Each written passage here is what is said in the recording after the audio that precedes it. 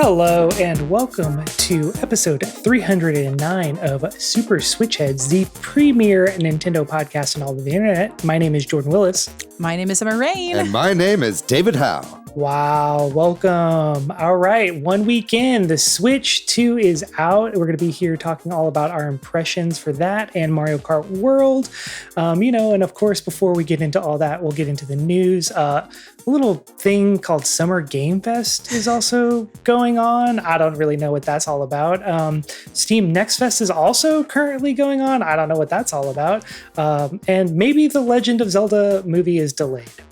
Well, actually, it's definitely delayed, but for what reason? I don't know. But anyway, before we get into all that, how's everyone doing? Pretty good, man. Wow. I think I've played more video games in the past week than I have in the last few months put together. It has been a whirlwind of release week here for the Nintendo Switch 2. On Friday, I'm not trying to brag, but I was invited to 3 separate Mario Kart parties on Friday. Wow. I was able to attend 2 of them, and they were a lot of fun. One of them was over at friend of the show, Tommy's house, and the other one was actually at the apartment of a guy who I met while in line to pre-order. So he invited me to that, so that was kind of cool. Hopefully we'll have him on the show at some point, but it was nice. I got into that party right as everybody was leaving, so I feel like I kind of pressured them to keep playing video games with me for a couple more hours. It was just like him and his roommate, but it was a really fun time. I very much enjoyed it. Shout out to everybody who I saw this weekend, played some video games with. And then other than that, it's been, other than just the torrential amount of gaming that I've been doing, I did go see Phoenician Scheme, the new Wes Anderson movie, and I really enjoyed that. And on Saturday, I went to the Fight Opera wrestling show. So that was really cool. R.I.P. Jay. I mean, Jay's fine. He's just still recovering from a surgery, so Jay wasn't there. But that was a great time. It's always nice to see some independent wrestling here in Austin, Texas, even when the weather is what it is. What about y'all? Did you guys have a good week? Yeah, I've had a weird week, I guess. Was super excited about the Switch 2 coming out. Was able to get it at launch at Best Buy. Canceled my Target pre-order. Let's go. And went to see on the same day that it came out, Blue Shift Big Band was performing, but they were like, bring your favorite handheld gaming device. So in between sets, we were, playing Mario Kart. That's cool. To our big band video game music. And then I was supposed to have a gathering at my place. And then I woke up that morning. I woke up Friday morning with both of my eyelids were swollen shut. So it did not become a large gathering. It was not a gathering. I think it was the Canadian wildfires blowing in this way. I am not the only person that is I'm learning that is struggling with this. I just have bad allergies, and that's something I got to deal with. Yeah. But it's also interesting. When I brought this up to my mom, and this is all I'll say about it. I brought it up to my mom. I was like, yeah, I've been struggling with swelling in my eyelids. She said that the bees, when they were checking them this weekend, they were expecting, they didn't see a lot of pollen on their legs. There wasn't regular pollen collection. So she's thinking that they're not collecting pollen because they can't actually see the flowers right now because the smoke is so bad up here from the wildfires. So just interesting things happening. In the world. I always love these check-ins because I get a little catch up on bees and how they work. It's a really nice little lesson every time we do a podcast. I enjoy that. What about you, Jordan? You had a pretty big change this past week, right? Are you holding it together? Barely, kind of. I guess, yes, if I'm here and I am talking, I am holding it together. We moved. If any viewers on the YouTube can see, this is a different space than where I normally record at. We recently moved into a new spot. It's been really nice, except for the property owner also declined to tell us that they were also planning to sell the property after we moved in and signed our lease. So that's also something we've been dealing with. That's fun. Yeah. But anyway, got my Switch. My pre-order was delayed at Walmart. I will talk about this more later. Why am I talking about the Switch 2 release right now? But anyway, I was summer inspired me to go to the Best Buy night of. And I was it was so much easier than I thought it was going to be, which we'll talk about that a little bit more later. Totally. But yeah. other than that, man, just been unpacking. I finally set this computer up about an hour ago, so hoping everything comes in okay. Thank you, David, for your patience. Of course. Yeah. Anyway, but yeah, that's about it. Always life things, but doing okay, hanging in there. Yeah, I'm glad to see it. It's good to see you. It's nice to see both of you, honestly, after this like few days of just like Switch 2 hysteria. I can't honestly. I've been looking forward to recording this episode all day, so I'm really excited to do this. Before we get into the news, we do have a couple bits of shout outs we'd like to give. Last week we had Patrick Knisely back on the show as a guest. Wow, wasn't that special? That was a really nice time having Patrick on, getting hyped about the Switch 2. Fun story, maybe, about that. I don't know if now is the time to say it. Maybe we'll hold that as well for the end of the news. But there was some funny stuff regarding how we were planning to do our pre-orders, including Patrick. But Patrick did get a Switch 2 on the week of, at least. That's the spoiler. I'll say that much. But we did have a couple shout outs on the YouTube channel. One of them was from Dylan Muss, who really appreciated the thumbnail. Thank you, Dylan. That was a collab between myself and Matt Stoner, who's always pumping out great ideas for the episode art every single week. And then also JC Redfang said a nice little comment saying, between finishing Andor, passing a health inspection for my permit, and the Switch 2 coming out tonight, no better word than elation is accurate for today. As a fellow Andor head and Switch 2 enjoyer, I couldn't agree more. Thanks to both of you for commenting on that episode. And if you would like to be shouted out, we would love to shout you out. So leave us a comment on the YouTube page. Talk about the show on Reddit, something like that. Shoot us a message on Blue Sky or any of our social media posts, and we would love to shout you out. And please share the show with a friend if you can, and give us a review on Apple and Spotify. And if you could, like and subscribe on YouTube, where we do the video version of the show, where I continue to be doing video, and I think it's working out pretty well. We would love feedback if the video is working out for you guys as we figure out what the next generation of Super Switch Headz looks like in the coming months.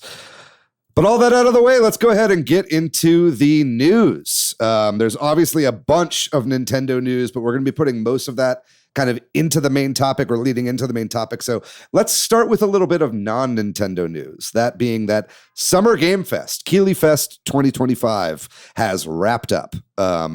Within Summer Game Fest, there were a number of different presentations, varying officiality, but roughly that included the State of Play from Sony. There was the Summer Game Fest actual presentation proper, I guess you could call it. Day of the Devs, Devolver Digital did their own presentation as they normally do, and also the Xbox Showcase. Did any of you guys watch any of Summer Game Fest this year? I know it was kind of a whirlwind, but were there any standout for you guys? Yeah, I watched most of it, and I had a couple of standouts. I have to shout out the trailer for Stranger Than Heaven during Summer Game Fest. Obviously, this is a Yakuza game.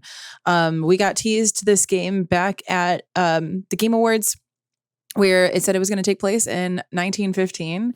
That trailer is still up, by the way, because this is an additional trailer that says it takes place in 1943.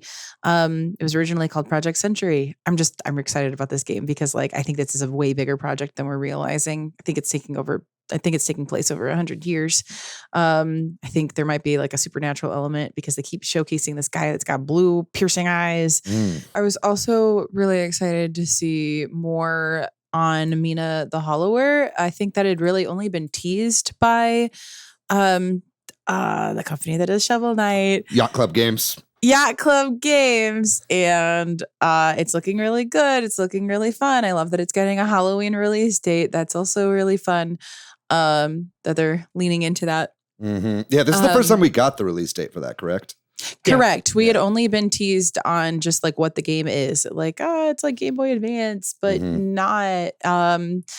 And then I'm also looking forward to Big Walk, which we got teased last year, but we got to see more of it during Day of the Devs.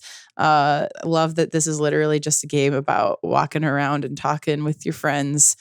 Pretty sure this is the devs that did Untitled Goose Game. That's correct. Yeah. Correctly, but this is such a different game that makes me love it even more knowing that. So really looking forward to that because it just looks silly and fun. Yeah, I love that as well. It also just really captures the Australian urge to do a walkabout, which is apparently something that Australians love to do.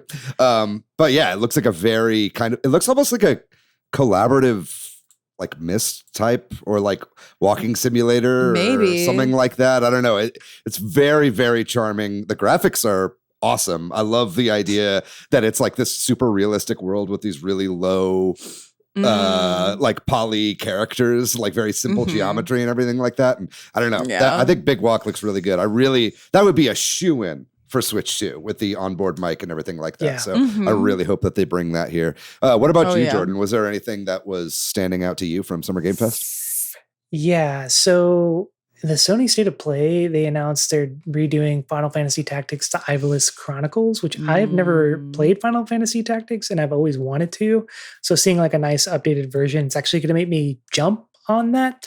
That being said, I was like not a huge fan of the like smoothed out pixel graphics, but I saw in the trailer they're like including both, right? They're including the classic version and that. So okay, that's good. Yeah, because I was watching it and I was like, man, they just put the smoothing filter on, and this is like a game that would so benefit from like that HD 2D look, you know, and totally. So it kind of almost was HD 2D before HD 2D was a thing, you know. So it was like, yeah, it was a bummer. I kind of wish they just remade this. Yeah, totally. But I'm still like going to take the opportunity to play it. They also announced, and I will be fooled again, the new Bloodstained game, the Scarlet Engagement.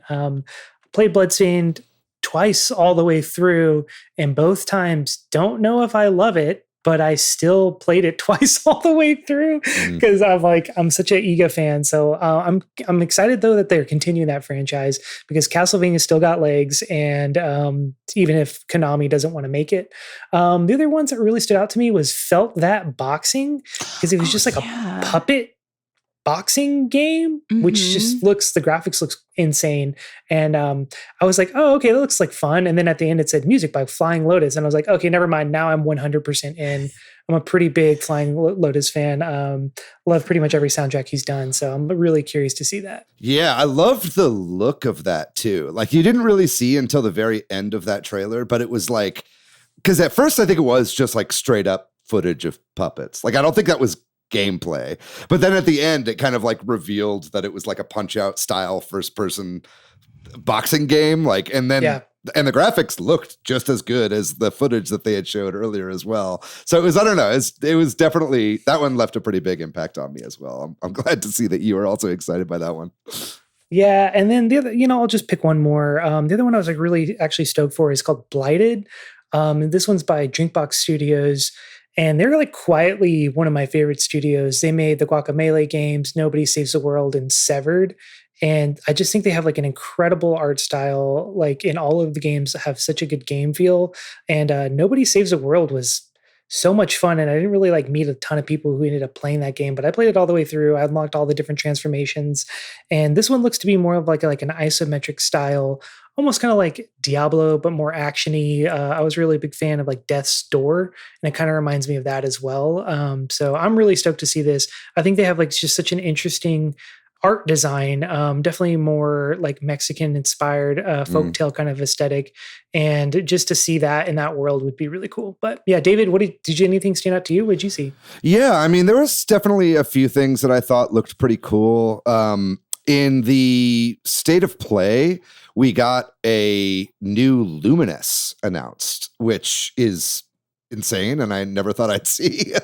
But I love Luminous. That's such a good game. And then obviously after Tetris Effect, I want to play anything by this company. I know there's a few other games that they've made recently, Enhance. They also did, what was that one game they did where you play as like I think it's Humanity or something like that. There's one where you like control a bunch of people. It's almost like a god game of sorts or whatever. So I was really glad to see that they're making just a brand new Luminous game, because I really love Luminous, and now I have a PS5. So, although I think it is also coming to Switch, that would be a pretty obvious Switch pickup. But something I did want to bring up in the Microsoft showcase, which was a little disappointing this year, if I'm honest. I think last year Microsoft killed it with their showcase, and this year felt like they blew all their major announcements for last year. But Microsoft did announce what we thought was canceled, and that is a new handheld for Xbox here.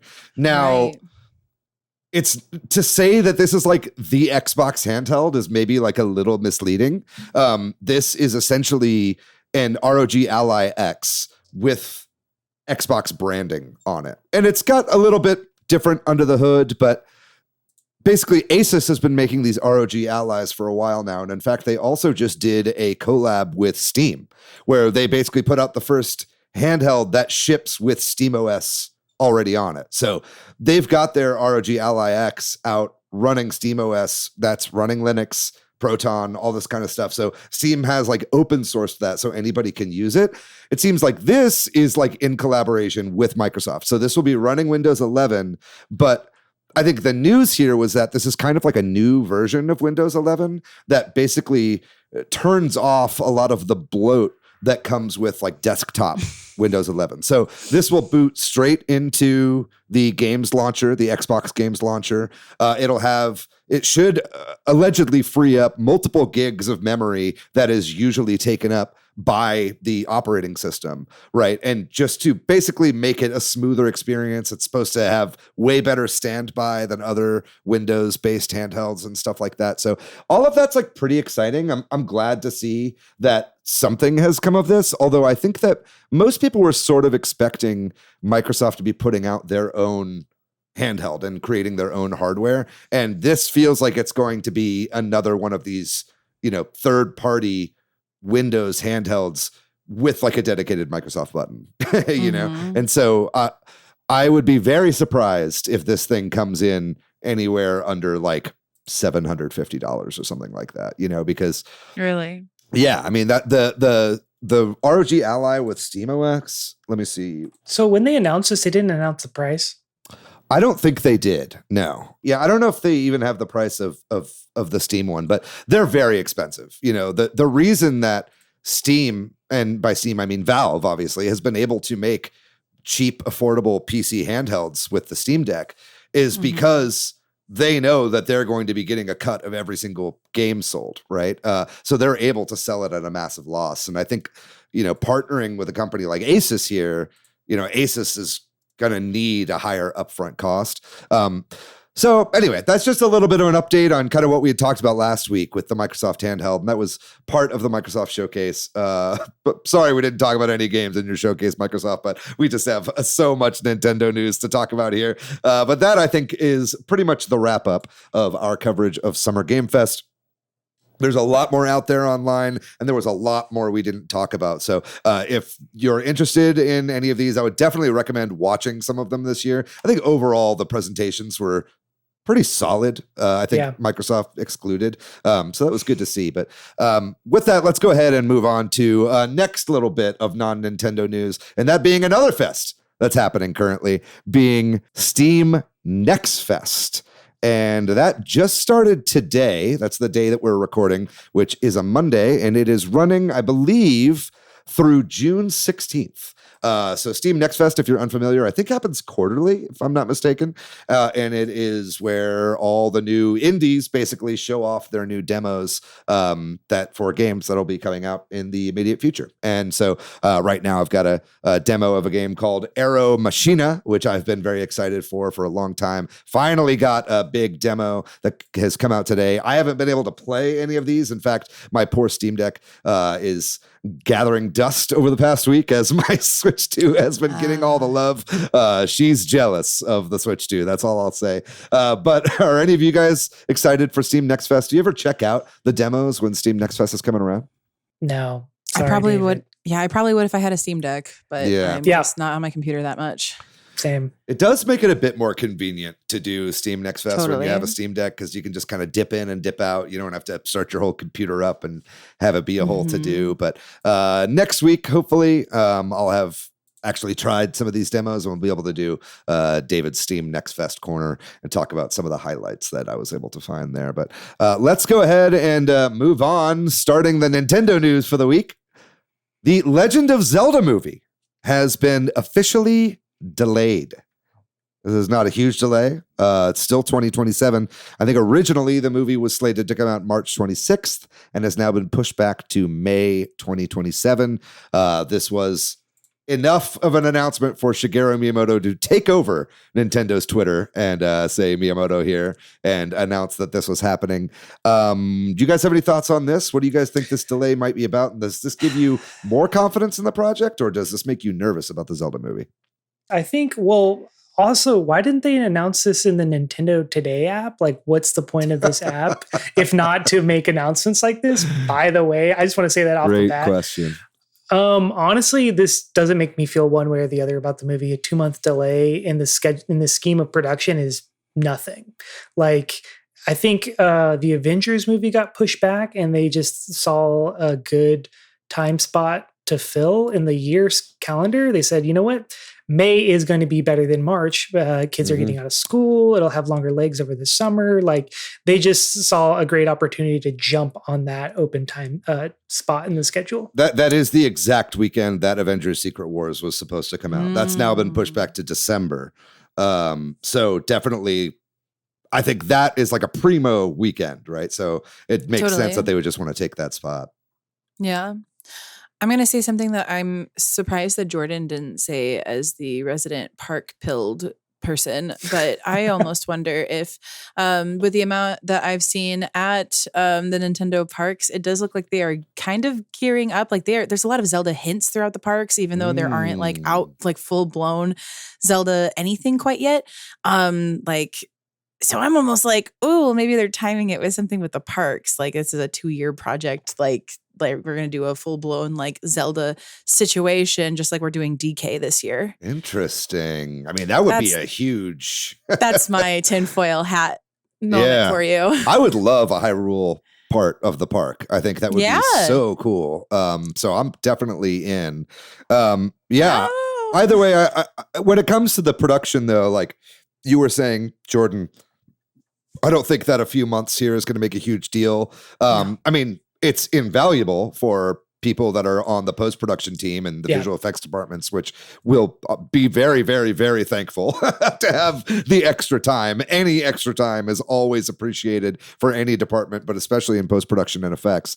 But yeah, I think that if anything else, this does show a little bit of confidence from Nintendo on here that they're pushing it into this primo spot. I feel like, especially if they're able to sort of be making scheduling pushes, even scheduling pushes like a year and a half, 2 years out, this I think means that they're probably a lot closer to starting production than they were, several months ago. I'm very excited to hopefully hear some casting announcements soon and hear a little bit more about when they're going to be starting production, when they're going to actually be shooting this thing. Wes Bell, who is that his name? I think so. Wes Ball. I have a friend named Wes Bell, and I always confuse Hey, Wes. Yeah, you know Wes, right? Yeah. Wes Ball, the director, also did the Kingdom of the Planet of the Apes, which I thought was a fabulous movie. I actually saw that twice in theater. I thought it was one of the best looking movies ever made. That movie was just incredible to look at. Actually filled me with quite a bit of confidence as well going into this movie after seeing that one. I know he's been kind of, trying to workshop whatever the sequel to the Apes trilogy is going to be and this. So hopefully he can have his full attention on this. And there's also been some rumors going around recently about Hunter Schafer being eyed to play Zelda.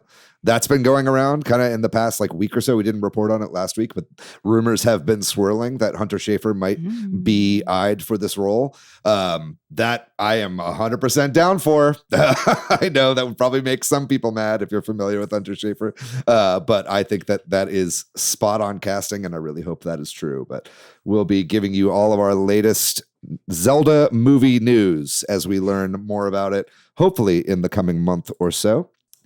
But moving on to some more actresses that may or may not have Nintendo roles. The actress who has played Princess Peach for the last 18 years. Samantha Kelly, also voiced Toad for the last 18 years, has been let go from Nintendo and only learned on the day that she was let go. And that was the day that Mario Kart World released. I don't really know too much what to say about this one. It's kind of a shame to see. Summer, do you have any thoughts on this? Yes, like you said, it's a shame.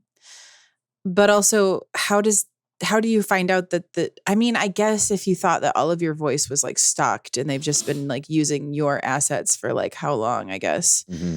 I guess that's how you would find out the day of that it came out, that it wasn't you. A little bit of heads up would probably be nice. Yeah, because they did a huge to-do about Mario. Right. So like, okay, it smells a little like misogyny, not to like throw that word around. Sure. Yeah. But like we made a huge deal about, the Mario voice moving on and like we're getting someone new and like who's the new guy and blah, blah, blah. So that being the case with Peach, I mean, her straight up not knowing is nuts. Yeah.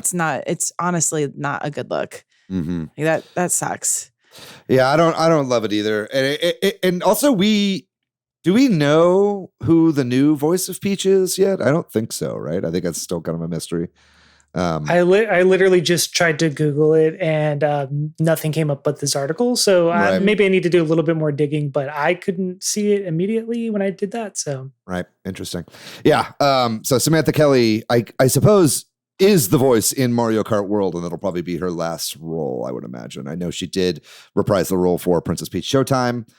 So at least she got a big starring role, right, in a Nintendo game, before she was no longer playing the part. But we'll have to see who's going to be playing the next part. But man, Samantha Kelly has been holding that part down for 18 years, gang. Pretty incredible. And the voice of Toad, too. That's got to be straining on your voice, doing that, the Toad voice for 18 years. So good on you. And yeah, hopefully we hear soon who's going to be playing that. My bet is on Kevin Afghani. All right. Anyway, moving on to some Nintendo Switch 2 news. The system has officially launched, obviously. We're going to be talking a lot about that in the main topic, but there have been some rumors about how many units have actually been sold so far. So Paul Gale of the Paul Gale Network has some sources. Apparently 3 different sources have all independently confirmed to Paul Gale that the 24 hours of the first day of Switch had a whopping 3 million units sold on launch. Now, if you're like, that's a big number, I don't really know like where that stands. The biggest launch up to this point was the PS4, which in the first 24 hours had about 1 million sales. So that was the biggest launch day for a system ever up to this point. And the Switch, if this is to be believed, has outsold it by a magnitude of 3. So that's 3 million in the first 24 hours. Does that include pre-orders? Yes, that would include pre-orders. That includes units that have left the door or have been delivered in the first 24 hours. And that's worldwide. Yes, that is global numbers. Yeah. Yeah. So, and that the PS4 numbers, that 1 million includes global numbers there as well. Obviously handhelds do gangbusters in Japan. So, this one's, I know in Japan, it was a lot harder to get a Switch 2 there than it was here. Like, I think that, the theory that Nintendo has been shipping the majority of their stock to the US to sit in warehouses throughout the beginning of this year to get around the inevitable tariffs coming through, which did end up happening, I think holds a lot of water, because I know, at least for me, everyone that I know that wanted a Switch 2 on launch day got a Switch 2 on launch day. Yeah. And I haven't really seen much about scalpers. I think most stores did a really good job like holding that fort down with this. So that's like people who have Switches. Switch 2s, excuse me. Yeah, I keep just calling it the Switch. And it is kind of just the Switch, but we'll get to that in the main topic. Do you have any thoughts on this, Jordan? It's just impressive that they were able to put out that many consoles on the day, and the amount of distribution that took is kind of mind-boggling. including the fact that they sold 0 of these on Amazon, is also mind-boggling. You know what I mean? Like, I think I'm really curious, like, what the play is there besides they've gotten burned by Amazon before. And it seems like a really nice way. I don't know how much they're playing a political game as far as like trying to keep retailers happy, because as we enter an all digital future, retailers are going to have less and less to do with the video game selling process. I mean, they already don't sell Blu-rays at Best Buy anymore. It's only a matter of time before they don't sell any physical copies of games at these retailers anymore. So I'm wondering if this is like an olive branch by Nintendo to the retailers to be like, look, we're going to put consoles in your physical store and bring people physically to your store again. That's not a bad theory, actually. I wouldn't be super surprised. It is good to see, though, that they were able to do this without Amazon, because fuck Amazon and fuck Target. It is nice to finally kind of be free of them, and also just not have to deal with the chaos of that. I feel like the whole pre-order launch thing, adding Amazon into that mix just would have been so much more convoluted, and people would have gotten so mad. I think that like the Amazon stuff just like sells out so fast, and then it goes up randomly and goes back. And I'm just so glad that wasn't a part of this launch cycle. Not that I'm like a simp for the other retailers or anything like that, but no, I'm just glad to see it. Right. I was gonna say Walmart kind of, I'm gonna admit, they kind of scored some points with me doing their whole little, here's some gamer fuel, gamer ready snacks, you gamer, like. That's true. Yeah. Walmart did like, so I think the packages that did show up to people's houses, and I'll talk about that in a second, came with, a lot of them came with Pringles and Coke. So Walmart was just like giving people free chips and drinks. So that's kind of interesting that they did that. But Walmart is on my shit list. That's fair. I am not happy with Walmart. As you guys knew, if you listened to last week's episode, I did pre-order 2 Nintendo Switch 2s. One I pre-ordered at GameStop, which I went and picked up, and that was a pretty seamless transition. I think there were a lot of people online giving GameStop a lot of crap. Like Kit and Krista, I watched like some of their like vlog that they did, and they were just like openly shitting on GameStop, like while they were in the line at GameStop. I was like, yo, guys, stop. That's not a good look. Like, please, you guys are too online. You guys are IRL right now. You need to be respectful.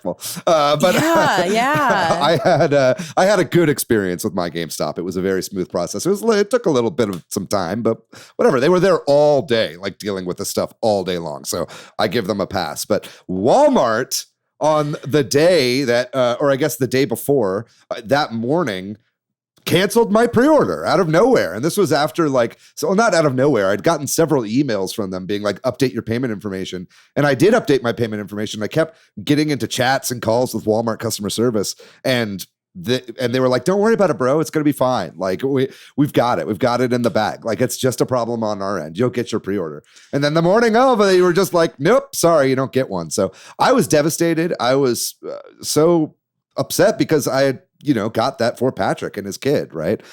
Thankfully, Patrick's wife, I think, was able to go get a pre-order at GameStop. So they were able to do one day of. And I think that's just amazing that people on the day that this came out, or I guess the night before, because it was like an 11 p.m. launch here in Central Time, were able to just go do more pre-orders. I think like it's kind of blowing my mind, like how much stock Nintendo actually had here in the States for this launch. Like, at first, I was kind of like, yo, is this going to be like a failure? I never see stock left over. Like after, even the Wii U sold out, right? Like on launch day, right? But I think it's just they were prepared and they just were ready this time, right? So we'll have to see how those sales end up shaking out over time. But that was a pretty good experience for most people that wanted one day one. Yeah. I think, right, like you were saying, I think, yes, they didn't sell out like that night, but I think a lot of places did sell out on the day. Right. I went to my like local Costco later on the day because I was just buying other things. And then I saw that they had a station for the controllers, and like the cashier saw me looking at it and she goes, oh, we sold out of the console like in the first hour of the store being open. And I was like, oh, if I had known at Costco had them, but but I will go if I decide to get a Pro Controller. I will be going there because it was $10 cheaper, and I'm not going to think about. I told myself I would not look into how much cheaper the system was, but right, yeah, you don't want to have to know, right? Like if Costco sold out in the first hour, like wow, I was the one silver lining with the Walmart thing was that they did give me over the course of multiple customer service calls.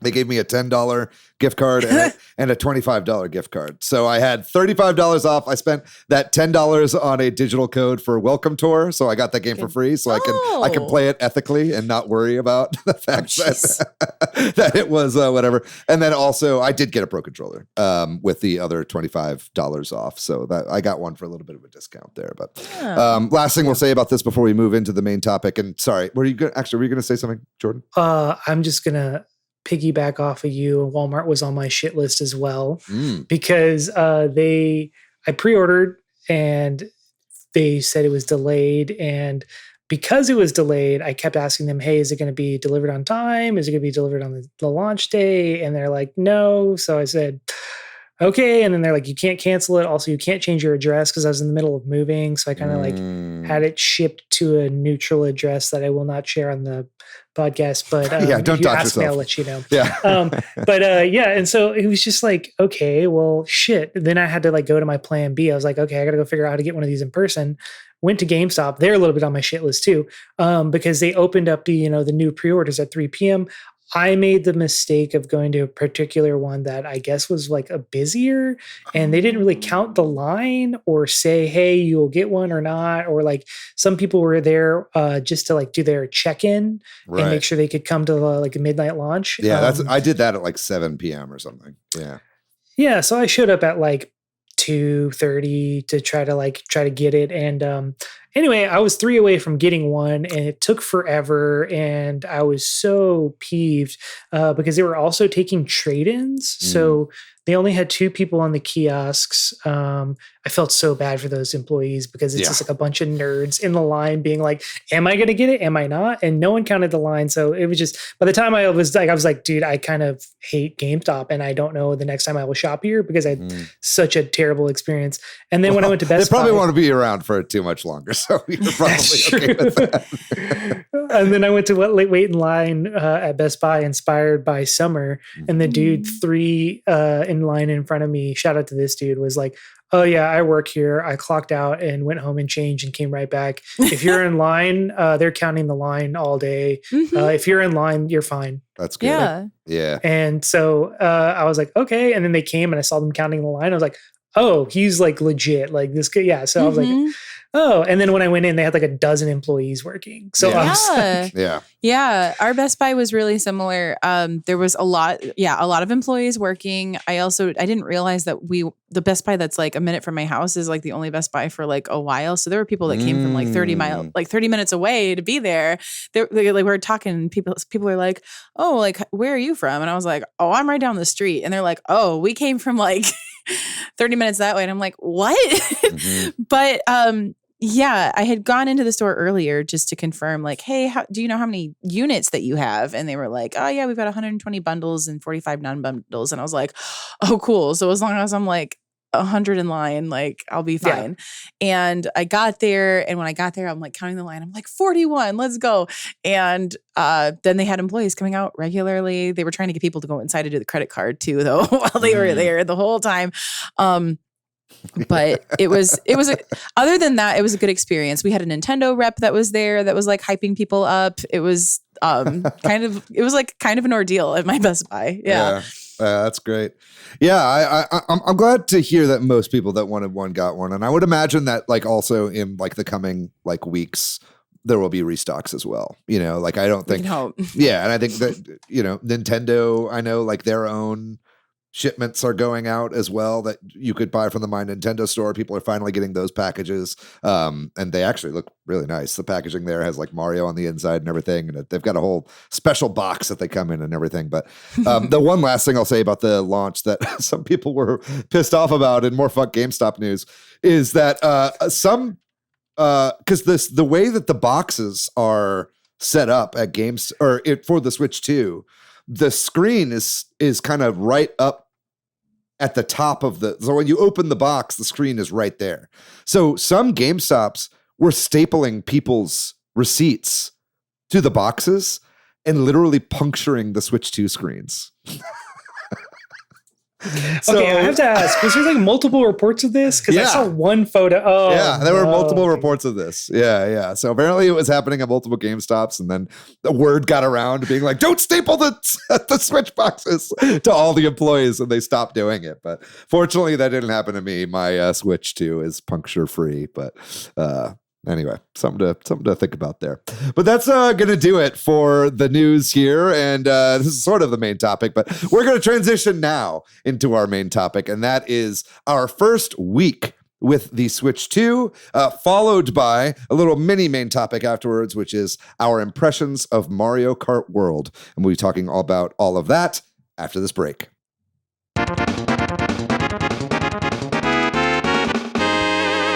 And we're back. Hello, we're back, and we are going to be talking all about 1 week with Nintendo Switch 2. What are our impressions of the new machine? What do we like about it? What don't we like about it? What are our general thoughts? This is going to be a little bit of a free-form conversation here. This is not an official review of the unit. In fact, I don't know if there are any official reviews of the unit out at least the time of this recording, because Nintendo did not send out consoles beforehand to reviewers. So this first week is filled with a lot of impressions from people and stuff like that. We were going to be adding ours into the mix, and then we'll be, just after we talk about the unit itself, talking about Mario Kart World and our thoughts on that game. But before we get into that, I want to open it up. What are our overall impressions so far of the Switch Pro? I mean, the Nintendo Switch 2. Man, what a upgrade. So I'll just be upfront. I have not gotten any iteration of the Switch beyond just the base model. I got it in September of 2017, and that's it. So I have the OG Switch, and the jump from that to this is like astronomical. It kind of reminds me of when I first got a new phone in the 7 years. I was like, oh shit, this is all the new features. Okay, great. So it kind of really just felt like a whole new world, man. And I will say, like, overall, I'm pretty impressed with just like the general build quality, because the original one, I was kind of like, it felt a little flimsy even when it was brand new, but I'm having a really good time exploring it. We'll talk about this more later, wish there was a little bit more like to do on launch day, but I think like what I have, I'm like very happy with my purchase. Pricing debate, that's something we can talk about later.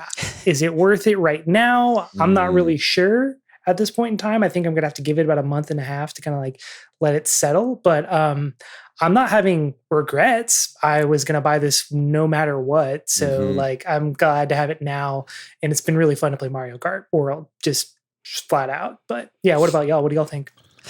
I just I wasn't having pricing regrets or anything until I was talking on the phone with my mom today, and she was like, so what did this one cost? $250? And I was like, it's not 2001 anymore, Mom. I know. I'm like, you haven't bought a system since the Wii. Yeah. And that was at launch. But I am really enjoying mine so far. I'm trying to not think about the fact that it doesn't have an OLED screen. I'm really enjoying the feel of it. I was kind of nervous that it was going to be too big, like it was going to feel too big to me, and it doesn't feel that much bigger to me actually now. Yeah, it's simultaneously enormous and very small. If that makes sense. It's like so wide and vast, but also so incredibly thin, right?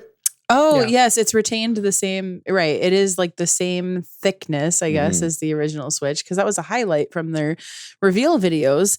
But it does feel bigger, and sometimes when I'm playing Mario Kart like handheld in bed, I'm like, oh, is this going to feel okay? And then it's fine. It's just fine. And that's been like the majority of my handheld so far. I will be traveling with it soon this week, so I'll be able to report more on like what that feels like pulling this thing out of a bag and playing it in public. But right now, I'm really impressed with it. Really impressed with game chat. And how well that works. I was nervous about my Switch being like next to my TV, but I mean. Oh, you mean like with the mic and everything? Yeah.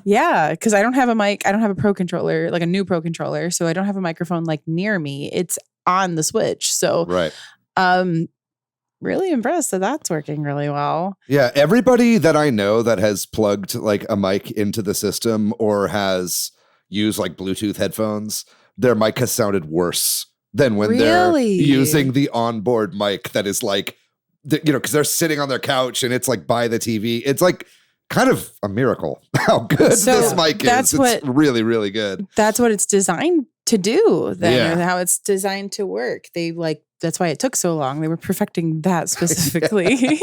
Yeah, they needed mic technology to get to where it needed to be. But yeah, no, I think my initial like impressions just overall of the system is that it really feels like a really premium piece of tech. When the OLED came out, it made my Switch feel like a kid's toy, right?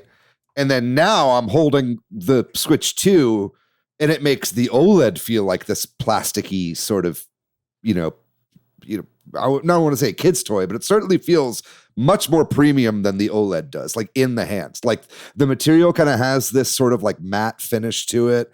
It's kind of sparkly too. Like if you look at it, you can see little sparkles in it, which I love. I noticed that too. Yeah, Pro Controller has the same sort of situation going on, which is great. But it's like holding it. It's dense. It's a very dense machine because it's so thin, and so the like kind of weight of it, of what they have packed in here, really just gives that feel of it being a premium product. It feels almost more like a MacBook Pro than it does like a Switch 1 or something like that, just like when you hold it in your hands, right? And so and it's just the weight distribution of it and everything. I feel like it's about as heavy or maybe a little bit less than a Steam Deck, and that's like a bigger thing on its own. It's thicker and it's blah, blah, blah. So it's just like, it really shows that these both have like really similar innards. It's just everything is much more compressed inside the Switch too, right? So I find that to be pretty interesting, holding the device. I have been playing more in handheld than I have in docked, but I have been playing a lot of docked as well. I'm sad that a lot of my old travel docks that do work with the Steam Deck and the original Switch do not work with the Switch 2. So sadly, when I'm going to stream here or if I want to take my Switch anywhere, I'm going to have to pack up that kind of chunky dock, which I don't love, right? But I think overall, we're starting to get into the weeds. I need to be talking overall thoughts here. I think that overall, this feels to be very much more like an iterative thing, right? It feels like this is what the Switch Pro would have been almost, if that makes sense. This kind of feels a little bit like a DS to a DSi in a way. Like it's obviously magnitudes more powerful than a Switch, but like there's nothing really super crazy or exciting, but that's not a bad thing. Like this is what literally everybody wanted, right? Was just a better Switch. All the complaints that people had about the first Switch are almost entirely solved here, right? So I'm really happy with it so far. I agree with you that it's maybe not for everybody, Jordan. Like you have to really kind of make an assessment on if it is something that you're going to need right now before there are more games out. But I think as far as pricing is concerned, a $450 system, it really feels like a $450 system, right? I don't think like I'm getting cheaped out on the hardware here. You know what I mean? Like it doesn't feel like the way that Nintendo has always done things, which is like make stuff with the cheapest components possible. Like this is a new Nintendo and it's kind of exciting, right? And so I don't know. I'm enjoying the system quite a bit. It's gotten a lot of play with me so far. And yeah, there's a lot more we could talk about it, but we can get into some of that here in a moment. Maybe we could talk briefly about just kind of the games that we've been playing on it. I know we do a whole section of that at the end of the show, but like what were your launch day games? Like what did you pick up for the Switch 2 other than Mario Kart World? If you got anything more than that. Well, I picked up System Transfer and I did that. That's all I did the night of. Okay, I just system transferred and then I like let everything download and I went to bed. It was like 2 a.m. I was like, I'm going to bed. Okay, well, let's talk that Thursday then, the actual launch day. Launch day. I didn't really pick up anything else, man. I was just like, you know what? I'm going to be content with Mario Kart World for now. And then also just try out Nintendo Classics GameCube. Mm-hmm. So I've been playing a bit of Wind Waker just to kind of like check that out and see what that's about. I will eventually pick up Yakuza 0 when I get more normalized with Mario Kart World, and I'm like, oh, okay, this is gonna be more of like an online experience now, and I'll get Yakuza 0 to be my like single player game. But Summer, did you buy anything else? What else did you get? Yeah, I also bought, because they had it, Yakuza 0 Director's Cut and the new Rune Factory. It was funny, when I got to the register, I said, can I see? I was like, are you selling physical games tonight too? And they were like, yeah. And I was like, oh, what do you have? And he goes, oh, just give me a second. And he goes back and he grabs, I can see him like picking one of like each of these different games and he brings them up. And I was like, oh yeah, Yakuza. And I look at them all and I go, and in my head, I'm like, none of these are Rune Factory. And I go, you don't have Rune Factory, do you? And he kind of makes a face. And he's like, no, I think we do. Hold on. So, and they were like, it's the only one we got. And so when I was leaving the store, I held it up to everybody. I go, sorry if anybody else wanted a Rune Factory, but I got the only copy. And like 5 people go, boo. I know no one in that line wanted Rune Factory, and I knew it was just me. But just the fact that they had it, I thought it would be fun, right? Because like that's a Switch 2 game. That's like a Switch 2 edition. Yeah, it's a Switch 2 edition. There is an original Switch version of it. So I thought, because that's a game that I'm not really going to see on shelves, I thought it would be fun to just have the physical of it. And I know that Yakuza 0 is a digital, it's like the key card or whatever, but like it's a game that I knew I was going to buy anyway, which is why I thought, okay, I might as well have the case if I'm going to pay the same price for it eventually. Yeah, but now you got to put the cartridge in every time you want to play it. I don't care. Okay, keep it. It's going to go in the case. Like it'll be in the case that my Switch is in all the time anyway. Gotcha. So yeah, that's perfectly fine. Yeah, that being said, I've really only played Mario Kart World so far. I did boot up Tears of the Kingdom just so I could test out navigation and some of the features in the app. And wow, it's beautiful. It is so beautiful. I probably going to be replaying those games. Yeah. So I didn't play Tears of the Kingdom, but I did boot up the Switch 2 edition of Breath of the Wild. And I'm not gonna lie, guys, I was pretty flabbergasted. I was like, I was not expecting to be so psyched out by it. Like it was like let me explain. Like I was basically on launch day. I did like a 5.5 hour stream. I took launch day off that Thursday, so it's like, so I just like streamed me playing a bunch of games pretty much all day to pretty much nobody, but like a couple of people tuned in. It was nice. My friend Andrew tuned in. We did a lot of game chat for a lot of it, which was fun. But like, but I fired up Breath of the Wild and you know, I'm sitting here at my desk and I've got a 4K, like pretty big monitor as my main monitor at my desk here that I stole from work. Don't tell anybody. But, just publish it on the pod. Yeah, exactly. But you know,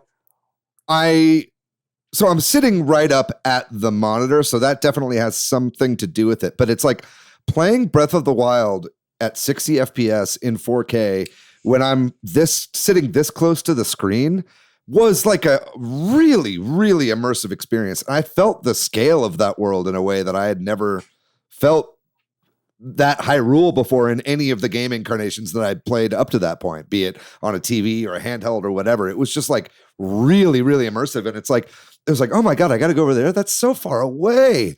You know what I mean? It like just actually, I was feeling like the scale of that world for the first time since I had played that game, you know, like almost 10 years ago now. So really, really cool stuff, that Switch 2 edition.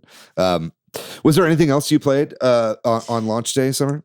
Yes, I'm remembering now. I also had to try out Pokemon Scarlet, and I remembered that when you were talking about how you were flabbergasted at, which is not quite the word I would use for Pokemon, but it really is alarming how much of a game it looks like now. I'm like, wow, this looks like a video game. What I will say for those folks who might be listening who are maybe considering getting back into it is that the updated version makes shiny hunting so much easier. I was able to shiny hunt for like every time I would stumble into a new like outbreak of Pokemon, I was able to find a shiny like immediately because of how the Pokemon render and appear, and you're just able to see them so much better. And I caught 4 shinies in like 15 minutes because of this. I'm not kidding. That's crazy. Yeah, it is crazy. You can just see them better now in those outbreaks. So really nice. Really nice. I might be playing Pokemon again, actually.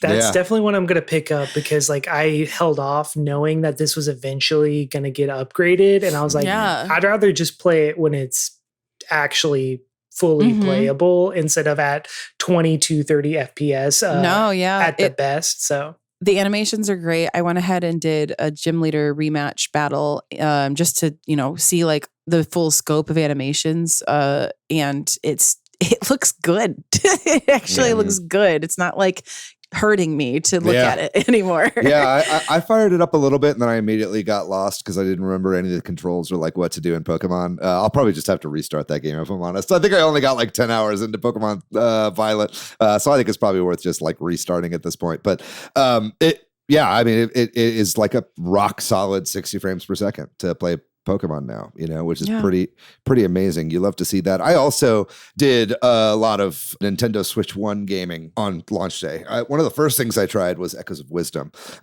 because, you know, that got a patch as well.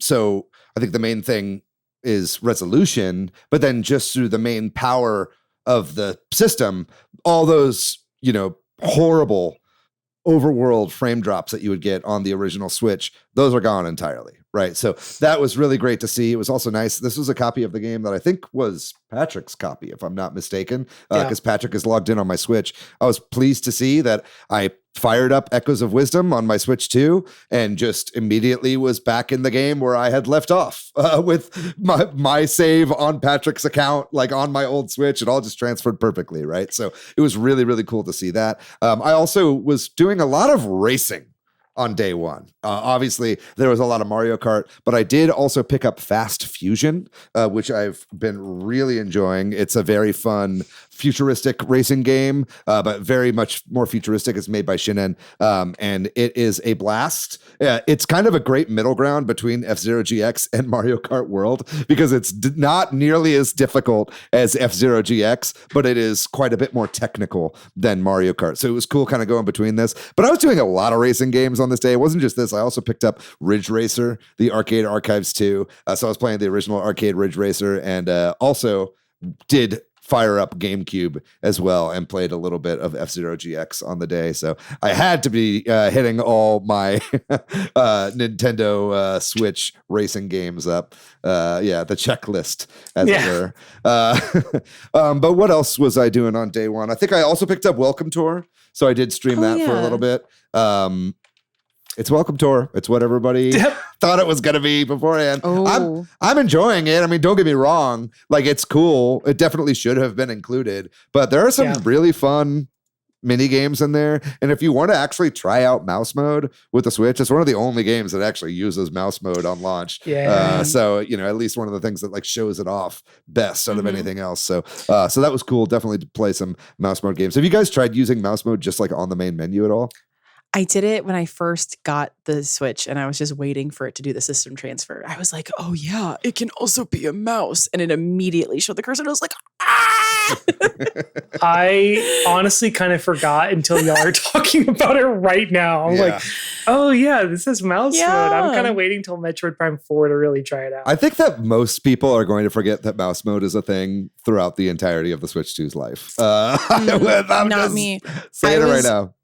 I was reviewing the eShop list of games that are coming out for the rest of the year, and I saw. I was like curious to see what the difference was between. There's a Story of Seasons like Harvest Moon game coming out later this year, but there is an original Switch and a Switch 2 version of it, and I was like, okay, this game of all games, like, what is the difference between the two? And the difference is that there are enhanced mouse controls for the Switch 2 version, and I was like, oh, that might actually make it and then that got me thinking, oh, I hope Concerned Ape gives us a Stardew Valley Switch 2 upgrade. Please give me mouse mode in Stardew Valley. Please and thank you. I'm looking forward to Mario Maker. A new Mario Maker with mouse mode is going to be crazy. I can't wait. Do you think we'll get a new one, or you think they'll update? I think an update would be too much of an update to add mouse mode, and they should just make a new one with new stuff, So if I can chime in, they like Mario Maker 2 was not included in the update list, but Game Builder Garage was. Yeah. So I'm like, if you're going to add mouse controls to Game Builder Garage over Mario Maker 2, that makes no sense. To me, it means like they might be working on a Mario Maker 3. That's my tinfoil hat. Yeah, I agree. Let's move on here because we could talk about the details here for all day long. But yes. You have here the system transfer process. That was pretty easy getting from one to the other. Did you have anything you wanted to add on that, Jordan, other than the fact that it was simple? I was just kind of impressed with how simple it was. Coming from a Nintendo background where everything is way more complicated than it needs to be. I didn't do the online upload process so I could trade in my Switch or anything like that. I just literally sat the consoles next to each other. The whole process also took way less time. It's like 15 minutes or something, right? Yeah. Same for me. It was like 15 minutes and then maybe another 5 minutes I had to put my SD card in to get all my screenshots and videos and stuff. But yeah, I was very impressed. And then it started re-downloading all the games. And that was a little bit of a thing just to like, oh, I actually had more space between my SD card and the Switch console than I have on the new console itself because I don't have an Express SD card yet. But yeah, same. I was impressed with how simple overall that process was compared to past Nintendo user interface experiences. Yeah, it was cool. It was kind of a bummer to not see a bunch of Pikmin like move my data over from one system to the other. It was just a normal bar this time, but it did have like fun music. That's true. That's true. Which was reminiscent of like, hey, this is Nintendo. Yeah, the one system song on the Switch 2 is right when you get it, and it's kind of like a lo-fi banger. Like I was kind of into that. Yeah, I had that open for a while, and I was just kind of vibing out. I was like, loopy after being at GameStop for an hour and a half and just fucking. But anyway, that was cool. That was nice. Let's move on to some of our thoughts on maybe the screen and the Joy-Cons and just kind of the build quality of this thing. We've talked a little bit about it, but let's talk about the Joy-Cons first. I think. Like, what do you guys think about the Joy-Con 2? Good. I haven't really done. I'm talking about it now. I'm like, I guess I should play more like Joy-Con games so I can speak to that more. But as far as like the snapping goes into the system and into the grip, wow, love that. Love the way that feels. It feels so much better than the slide. Just an overall design, like huge upgrade. Yeah, totally. Yeah, I mean, I also have not really got to try the gyro in it, but I mean, I thought the gyro in the original Switch was pretty solid. Like Skyward Sword was a perfect example of like, I don't love that game, but I thought the controls felt so good. The gyro was incredible. That's why I played almost that entire game, even though they added like an extra way to play it with just sticks. But I was like, no, I'm going to do the gyro if I can. So I want to try out the gyro on this, but that's not really what the problem was. So I'm really curious to see how these hold up over time as far as drift goes. I'm still wary. I had to send in my original Joy-Cons twice to get fixed for drift. Luckily, both free. But I'm like, the fact that I had to send them in and I couldn't play handheld for a while, and I'm a little wary of the whole experience. So really curious to see how they hold up over the years. Yeah, I am also concerned about drift, to be honest. I've watched a couple teardown videos now of the Switch, and people that have taken the Joy-Cons apart have said that the whole mechanism for the sticks is virtually indistinguishable for what is in the original Switch, right? So unless they're using a different kind of component or a different plastic that they've been testing that is not going to wear down as much, it's hard to say. But all signs right now are pointing to that there might be drift issues. Really, really hope that's not the case. I would be extremely disappointed in Nintendo if they had 8 years to figure this out and just ended up giving us the same shit. But I will say these Joy-Cons feel good, man. I like how they feel in my hand. The little bit of extra size to them is great. It works wonders. And I think, I haven't really had a ton of experience playing single Joy-Con yet, but already they're better.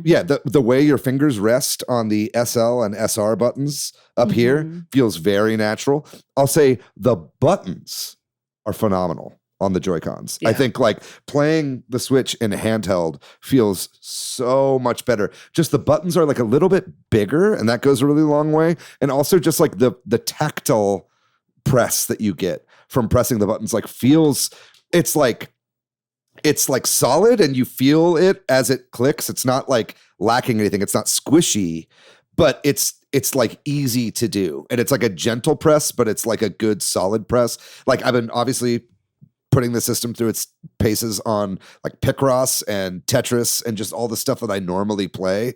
And it all feels really, really, really good. It's just my fingers glide around the face buttons, and the sticks have a great travel to them. I mean, they're not amazing travel. It's still not as good as a Pro controller, but it's much better than the Switch One. And just the stick movement on the Joy-Cons feels a lot better. So overall, I'm really happy with this. I think that there's something that kind of is lost a little bit with how satisfyingly the Joy-Cons slid onto the system. I think that slide and click of the original Switch, that's such a fidget toy style movement that is that I feel is not exactly there with the magnets, but it is just a better thing overall to have these magnets. And it's and it is still satisfying. You know what I mean? It's just I was expecting it to have this thunk as you put them on, but really it's just it just takes them. It just takes them for you, and it takes all the work out of it, and it's a really good feeling thing. I did on launch day when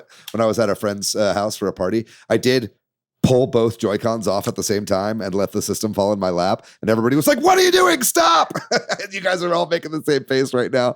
But it was well, it was before you said the word lap, fall into your lap. And I was you just let it fall into your lap. Yeah. It did. Whenever I did do that, though, it kicked me out of the Mario Kart Grand Prix I was in. My system froze. It was it has to restart. So maybe don't do that. That makes sense, though. Yeah, it was what are you doing, idiot? Don't fuck around with your brand new toy. But yeah, no, I really do like it. I think the kickstand feels good. And already, so much better. I think I'm happy that it's this loop right now, because there's a game called Stitch that I like to play on. It's not a Lilo and Stitch game. It's a cross-stitch game that I like to play in tablet mode by touching the screen on the Switch. And it's holding, the size of the Switch too, holding it is kind of cumbersome. And when I have my hand over it, it covers stuff on the UI. So I found opening up the back, putting my finger through it like this is actually a really comfortable way to use the console in tablet mode, Yeah. So I think that wouldn't really be possible if it had all been one big, OLED style kickstand. So I actually like that they did this. I think it allows for more configurations and stuff like that. So I'm enjoying the kickstand quite a bit. Remember how you could buy classic books on the DS? Yeah.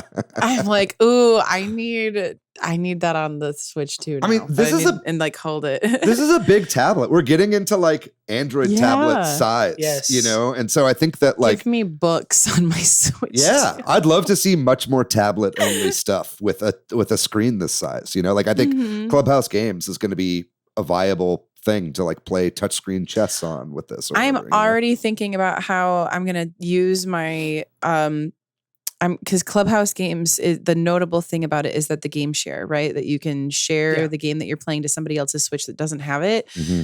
I'm already thinking about how I'm going to take that to my grandma's house, and I'm going to give her my, OLED Switch and be like, we're playing checkers. Yeah. Sadly, we're playing mahjong. Sadly, I do want to say game share has been all right so far. It's kind of oh, really? It's not great. Like the streaming quality is not amazing, especially in a game like Fast Fusion, which does allow for game share, but it's moving so fast that the low bit rate really does kind of cause problems. But something I found out sadly about game share is that it does not work to an original Switch over the internet. You have to do it in person. Right. Yeah. Because you can game share by beaming it to somebody like Wii U style when you're in the same room, or you can use game chat to enable game share. So Switch 1 obviously doesn't have game chat. And so I was trying to play with Molly the other day. Me and Molly played some video games the other day, and we just had to play Switch 1 games, because I couldn't game share to Molly's Switch Lite like over the internet. Right now, if we had been in person, we could have done it, but because we weren't able to. So that was something I learned, but that's kind of beside the point. Back to some of the build quality stuff. What do you guys think about the speakers on this thing, like the audio? Great. Yeah. Yeah. So much better. I had it in the car with me, and didn't connect it to like the Bluetooth. And I was like, oh, hang on, you guys, turn off the radio and like cranked up the volume. And I was like, I can actually hear this like decently in the car, like despite road noise, and crisp. It sounds good. Yeah. Crisp is a good word for it for sure. Yeah. What are your thoughts, Jordan, on the speakers? I honestly haven't really tested it out too much. The only experience I had using it was at a Mario Kart World party where we were playing online. So 2 people were on the TV. Valerie and I were sitting there with my Switch on the chair, and then 2 other people were on the other side of the room playing. But so I had turned up the sound, but I mean, 3 different game sounds going on at the same time. I will say we were playing online and the sound was not synced and the music was driving me a little insane. That's unfortunate. Yeah, I hear you there. I think my thoughts on this are that I love how crisp it is, like you said, Summer. I think another pro of the speakers is that they do that kind of weird faux surround sound thing. Did you guys notice that? Like if you go into the system settings and you mess with the audio, it has like a little test, and it's like it'll do left, right, center, and then like left behind you and right behind you. And it's like, it doesn't make sense because it's just speakers on the system in front of you, but it actually sounds like it's coming from behind you. Like, I don't know how they did that or what the tech is there, but that faux surround when you're playing in handheld mode is really impressive. I thought that was pretty awesome. However, I do think that they're still too quiet at max volume. Okay. I'm a little spoiled by the Steam Deck. The Steam Deck has incredible speakers and they get really, really loud if you need them to be, right? So ever since I got the Steam Deck, I've been like, I wish my Switch got louder, so it's still not quite as loud as I want it to be, but it is an improvement in volume over the Switch and the Switch OLED. So I think ultimately I'm still okay with that. Thoughts on the screen? I think initially I was disappointed in the LCD. I think right off the bat, I was like, this is not as good as the OLED. And I think kind of ultimately it still isn't as good as the OLED. But I'm coming around to it.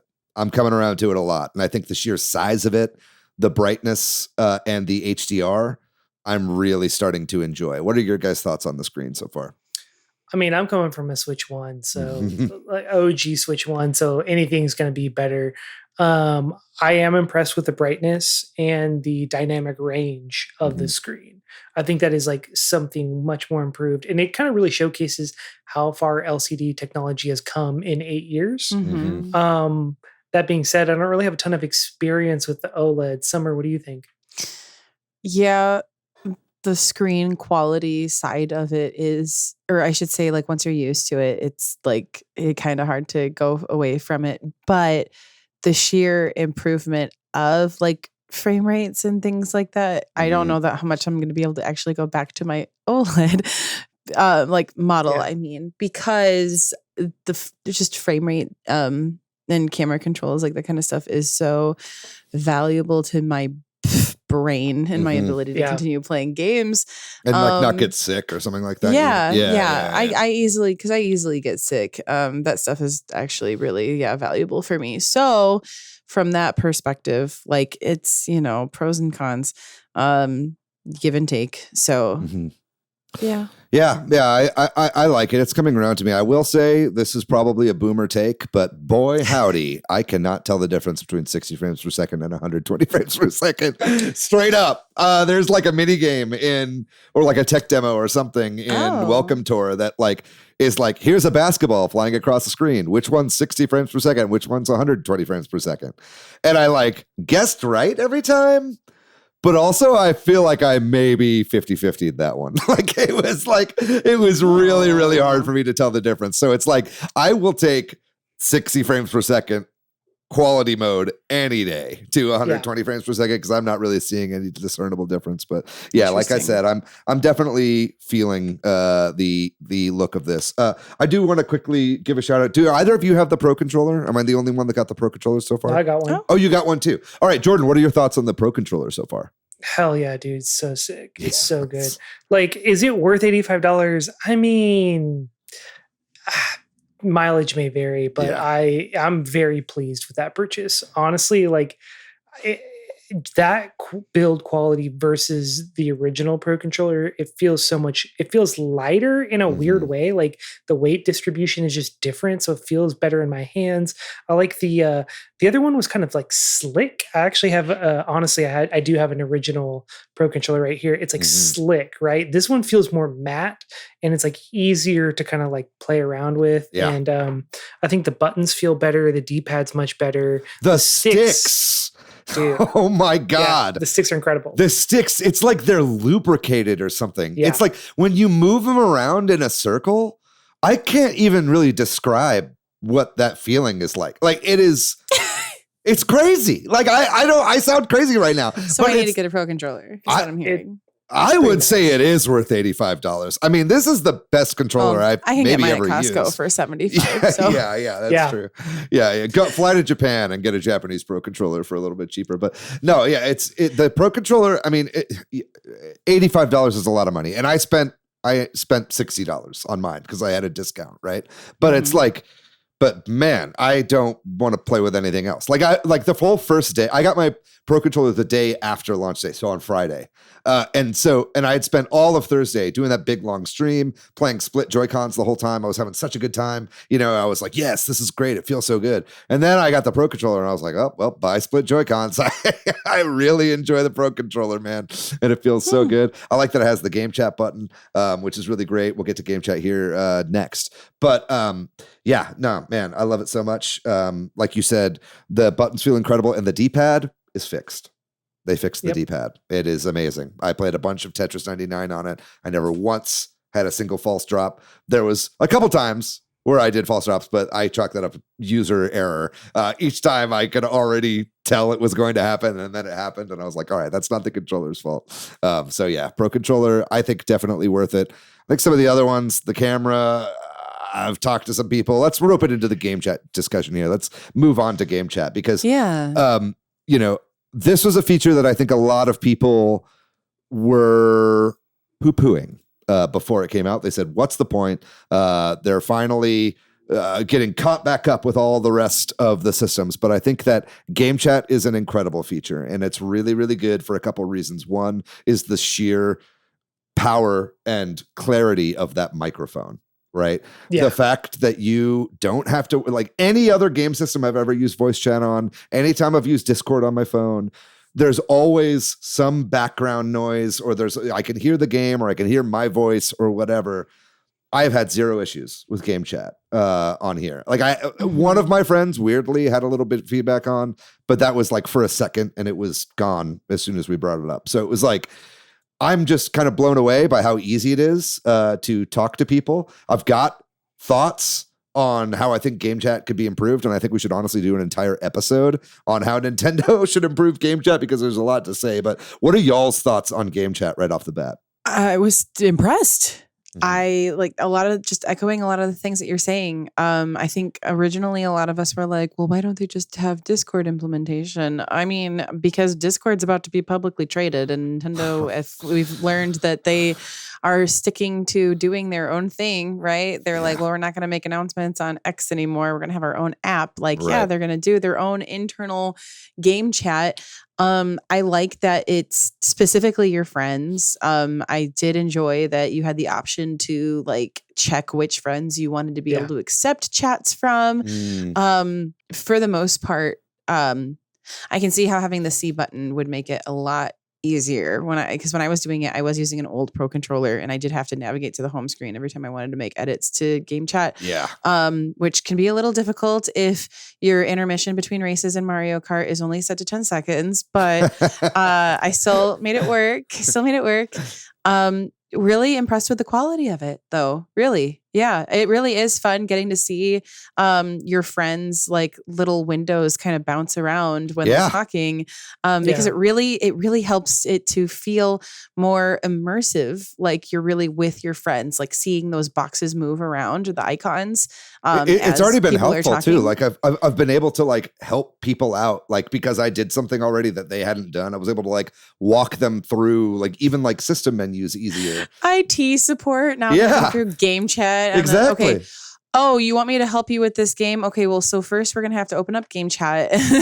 Let's get into a game chat call. I think that a lot of people have been talking about the C button on the controllers, on the Joy-Con and the Pro controller, and saying that it is a button that is behind a paywall because right now game chat is free, but it will be, you'll have to pay for it. I think, or it'll be part of NSO starting next year, I think in March. But what a lot of people don't realize is that you can remap the C button. Like you can remap every button on all the controllers for any game, right? So it's like, so even if you are not an NSO subscriber and are not going to be using game chat, this is still a free button that you can remap to whatever you want, right? So I think that is a great thing. I really enjoy that. But yeah, I've been really into it. Did you have any thoughts on game chat, Jordan? Yeah, I was pleasantly surprised that it was not as Nintendo as I thought it was going to be. And then I was also pleasantly disappointed at how Nintendo it was at the same time. Yes. Because I was like, whoa, the quality of this is incredible. Like the quality of the sound, like David, we were playing and Valerie and I were sitting on the couch and I was like, surely I'm just going to have to yell at the TV for you to hear us. But it was like actually like pretty relatively normal voices. Valerie and I both are kind of like quiet people in general. Like, so I was kind of impressed with that. But then I was also like sorely disappointed with like just basic functionality that's missing. Like once you start a game chat, I could not figure out how to add someone. So like if I don't think you can.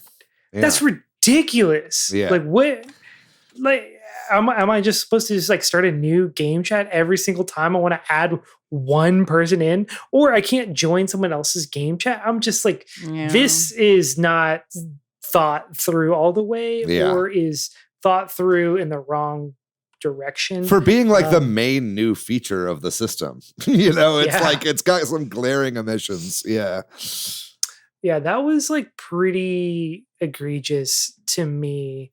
I had something else, but I kind of forgot. But yeah, that is probably my main complaint with it at this point. Did either of you get a camera?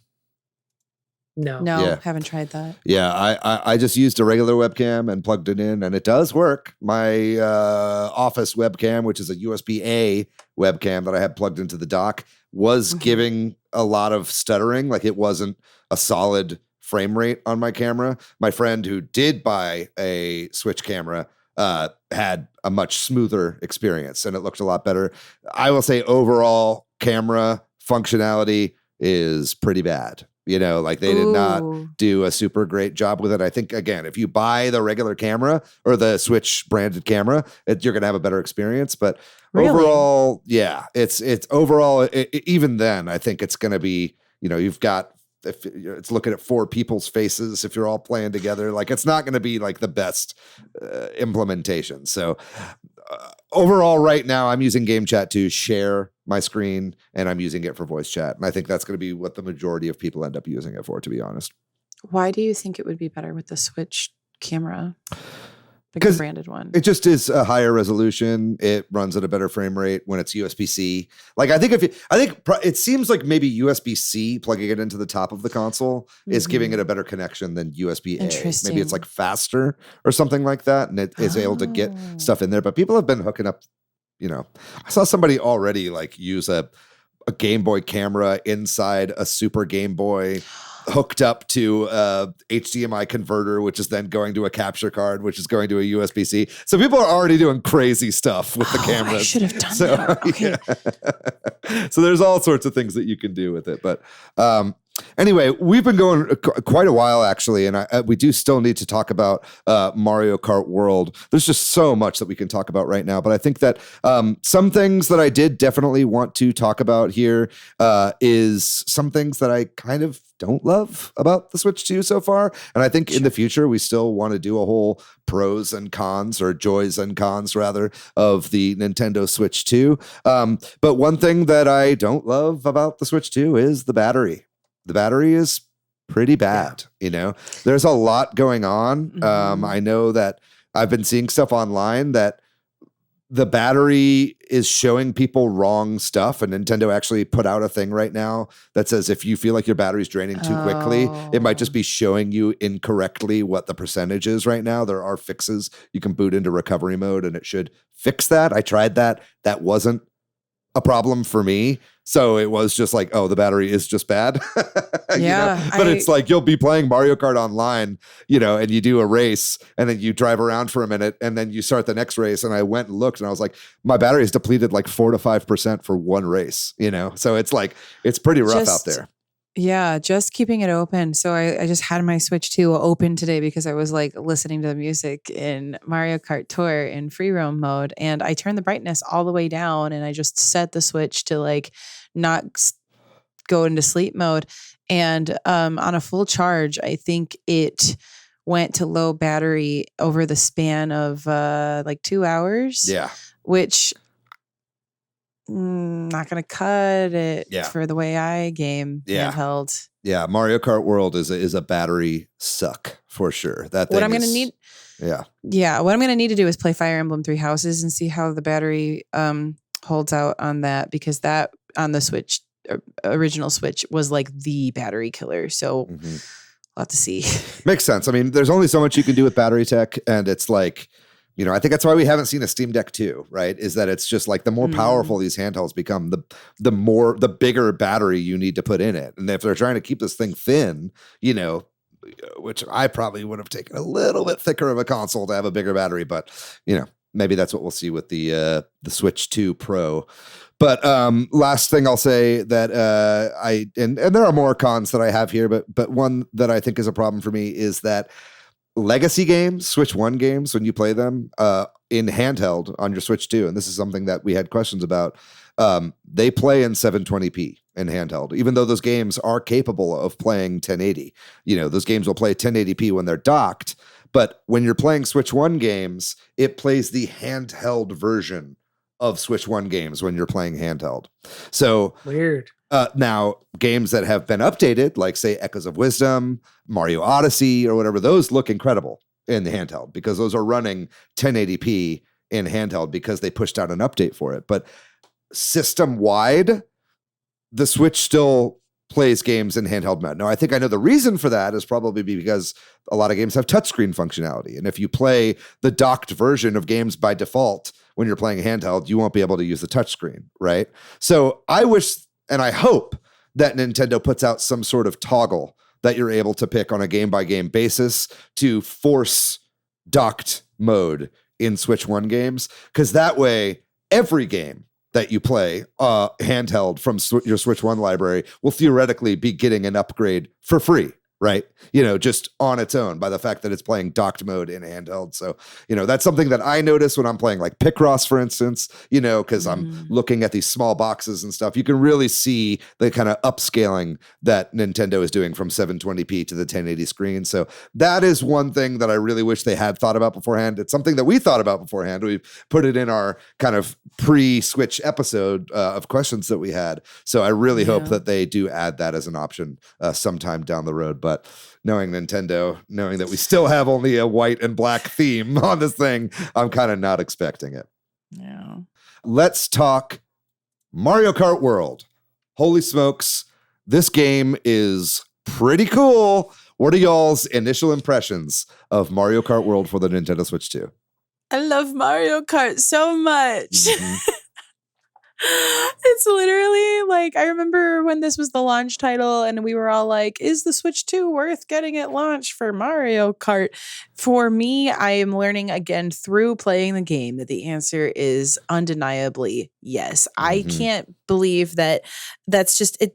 It's almost like it's a game that I just kind of expect to, I almost take it for granted. I don't think about it when I think about my favorite games. I just think about it as the game that, oh yeah, I play that when other people want to play it. Forgetting that when a new Mario Kart comes out, I am spending so much solo time with it, just fully enjoying the experience. Y'all, I'm like almost done doing all of my time trials, beating all of the default ghosts. Like wow. I love Mario Kart. I forget that I love Mario Kart, and there's so many quality of life upgrades to this and just stylistic choices and little details that make it feel like a fully fleshed world that make it so enjoyable for people like me who love silly lore things that they've decided to add into this, that it's just nom nom. I'm eating so good with this Mario Kart. It is absolutely worth it. I just adore so much about this. I'm pretty impressed with after playing Mario Kart 8 Deluxe for a while, I'm like, what really can they add besides new tracks? And I'm kind of blown away with the answer. And it's like not just the grinding and the wall riding, but just like the way that the tracks are implemented in this new game and how they flow from one to the other is actually pretty fascinating. And I haven't quite figured it out yet. And I don't even really know what my favorite tracks are, but it's just like a beautiful blend of like every Mario Kart track. And then also like some of them are more circuity where you have like different laps that are the same laps, but then the other tracks are like every lap is different. And I love that. Like, I just think they did a really good job of like actually bringing this game up a generation. Well, technically 2 generations really. But I'm just kind of impressed. I just wasn't sure. That being said, is this the game to hang the $80 hat on? I don't know. That's up for debate. We're going to have to see if this game is worth $80 down the line, I think. You know what I mean? It's like, it definitely feels like a $60 Switch game. You know what I mean? And that's not a bad thing at all. There's a ton of amazing $60 Switch games, right? That I would say are some of the best games I've ever played.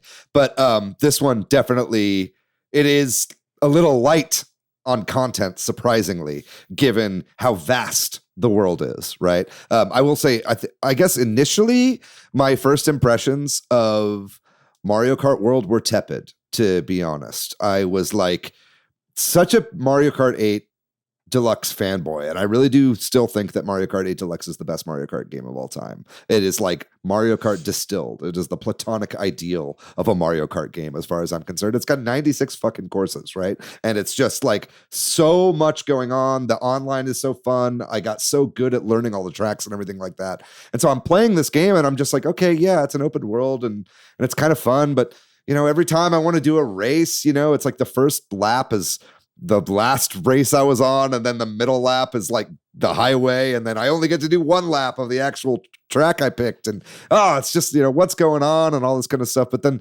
the more and more I play this game, the more I'm like, whoa, this game is really good. You know, because it's like just feel alone, the karts feel really good to drive. It's gorgeous. And when you think about how gorgeous Mario Kart 8 was, and those are all these like little contained worlds with skyboxes and 2D assets in the background and all that kind of stuff. And then you're like, man, this game kind of doesn't look that much better than Mario Kart 8. But it's rendering, it's like the little things you see in the distance that would be 2D assets and that you could drive to, and they're there and they're real and they're whole like things. Technically, this game starts to be like kind of mind blowing. You know what I mean? You're like, wow, this really is showing off the power of the Switch 2. It's just not as like maybe flashy as you would think, but it's just natural. It's like this natural way to show off the power of the system. It's the reason that you only get 2 hours out of this game in handheld, right? Is because it has got to be a huge, power sink, right? Something that I think I had issues with this game, that what I was talking about there, like how so much of the game is driving from one course to the other. At first, I thought that was kind of not a feature, but a bug in my mind, because I love riding around on circuits. But I didn't realize what I failed to realize was that, yes, this game has a lot less tracks than Mario Kart 8, but every single track has so many permutations of it. Yeah. Right? Because depending on the track that you come from, it's an entirely different experience. And then on top of that, if you don't drive from one track to another, you just play the track as a circuit, right? All those tracks as a circuit are in the game, right? So all of a sudden you've got the circuit version of each track and then like 3 or 4 different versions depending on how you play it. And so it really starts to be like, oh, this game kind of in a way has like hundreds of tracks, And I think that is just a really cool realization that I made the longer that I'm playing. And I think that's something that really made me appreciate the design of this game overall, right? There's also the whole open free drive, right? And so when you add that into it too, you really have quite an experience here. I do wish that there was more of a single player. I think the open world really lent itself to a single player campaign for the first time ever in the series history. And I think it's a big mistake to have not included that in this game, personally. I think that docks it a few points. I think if there was a single player campaign, that would have been an $80 purchase for me. Totally. You know what I mean? But as it stands, as a $50 pack-in, right, with my Switch 2 that I bought, I'm happy with this game. I was just picturing like, man, I'm a huge like Mario Golf for the GBA and Mario Tennis for the GBA fan. Or I'm like, just implement some sort of small story, 5 to 10 hours of me driving around this big open world, introduce me to the world, the tracks, all that kind of thing. But it's really like even just me when I loaded up the game trying to find where to just even do the free roam was confusing. Like it's like in the bottom of the UI under the map section and it's like start free roam, but it's like the rest of the menu is like a regular Mario Kart game. So I was like, oh, okay, this is a Grand Prix, single player, multiplayer, local multiplayer. Like, but I was like, where do I free roam? I had to like search, which is really bizarre because this is one of the modes that they were promoting within all of the pre-release content. So yeah. I agree. I think it's a mistake to not have single player, but it's also, like I said, the more I play this game, the more I like it, right? So it's like, I feel like there's a lot more to discover. I haven't even finished all the Grand Prix yet, guys. Like I've been mostly playing online, like doing knockout tours online. Yeah. I mean, that's normally what I do. There's been a lot that I've been messing around with on the Switch 2 that like for the first like day or two of having this console, Mario Kart World like did not get as much love as it deserved. I was mostly doing other stuff, and now in the days since that I've been putting more time into this game, I've been learning to love it quite a bit more. So yeah, I'm a big fan. Let's give some thoughts on some of the modes. Like, do you guys like Knockout Tour, for instance? That's kind of like the big new mode for this game, right? When we're done here, I'm going to play more Knockout Tour. Yeah. Are you playing offline Knockout Tour, or are you playing online? I mean, I still need to do more Knockout Tours offline because I need to work on like completing everything so I can unlock. I haven't unlocked mirror mode yet, y'all. Right. But I have been playing a lot of online, and wowie zowie, it's fun. I'm not mad when I get out, even though like I could be, but I realize like it could be really easy to be mad about like cruising in first place for a while and then getting out in 9th place when there's 8 players left. But right, well, we're F-Zero 99 expats, so we know what that's like. Yeah. Right, because it's so easy to hop into the next one. They've made it really easy to like you can decide to continue to spectate, or you can just move on to the next race and it just quickly puts you in a queue. The online functionality feels so much better as well. Just feels a lot friendlier. I'm not like constantly worried about falling out. That hasn't happened to me yet. I can still tell people I'm a little nervous, which is a huge plus for me.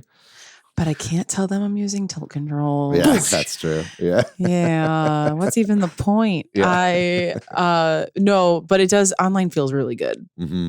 Yeah, I had one day, it was like maybe the second day it was out, that I was getting a lot of connection errors. And it was like, it was the same thing that you would get when you're playing Mario Kart 8. And I was like, what? We are not doing this again. But then it was only for that day, and I haven't had it since. But I also looked it up. A lot of other people were having it on that day, so maybe the servers were a little overloaded. Maybe it was a stress test or something like that. But other than that one day, it's actually been pretty solid. What are some of your favorite modes, Jordan? Have you been enjoying Knockout Tour, or what do you like out of this game? I love Knockout Tour. I'm really excited that they add something other than Grand Prix, and everyone has to have their battle royale mode, but honestly, this is like the best way to do it and really justifies having 24 players. Like, yeah, I feel like Grand Prix doesn't 100% justify having 24 players. It does make it more chaotic. However, I'm like, Knockout Tour really justifies the 24 player count. And I am actually really impressed too with, I feel like my online experience of Mario Kart 8 Deluxe is there would be like one or two like really solid players that would always get first place no matter what, because they would just cruise in first place the entire race. Mm-hmm. This is not the case on this game. This game is like pure Mario Kart, like chaos, where I'll be in first place for a little bit and then suddenly I am in 23rd place like 20 seconds later, and I'm like, I just got hit by so many different random items that I could not have ever predicted.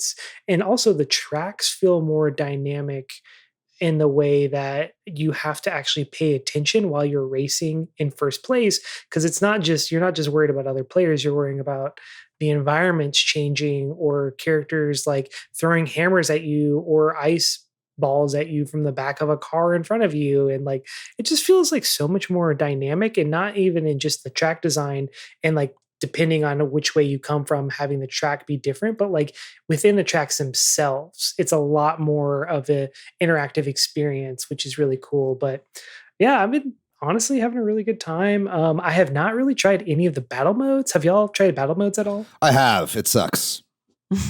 I mean, it's fine. Battle mode is like balloon battle, like in that whole thing. Mm-hmm. It is like literally what they did in Mario Kart 8 for the Wii U, where it's like the tracks, like they don't have arenas, right? Now it's much better. It's like a more perfected version of what they did in Mario Kart 8 because of the nature of the open world means they can like cordon sections of the track off and sections of the world off to sort of turn them into battle arenas. But the only one I've actually played so far was on Dino Jungle, and it was just, I don't know. Too. I'm just also a battle mode hater. I've always hated battle mode, or I don't hate it, but when I play this game, I want to race. You know what I mean? So it's like, I'm not a big battle mode guy, but yeah, I gotta say, I'm not too impressed with it so far. Fair enough. Yeah. I've only done I did a couple of balloon battles. And it's definitely little brother mode, I think. Like it's totally fine. Haven't tried all of, but yeah, I did Dino.